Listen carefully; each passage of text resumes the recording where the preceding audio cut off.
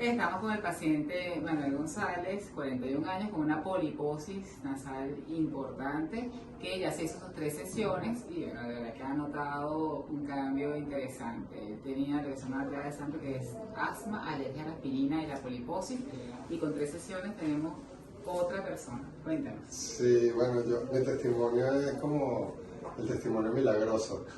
El que no puede creer que en 3 sesiones tenga los resultados de una operación que antes era quirúrgica, a la que le corría y le temía demasiado porque era como, no, prefiero seguir con mis gotas y con mi medicina y no la resolvía.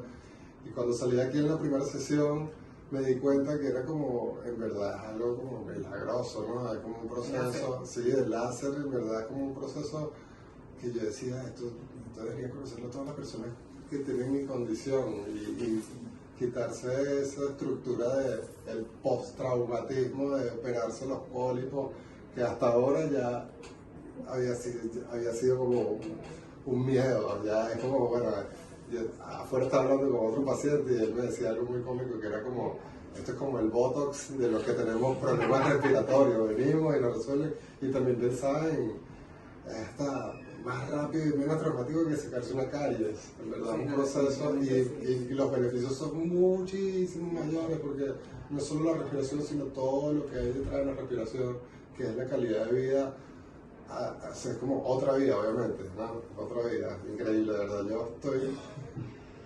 agradecido, pero más que agradecido, sorprendido, porque en verdad los resultados son mágicos.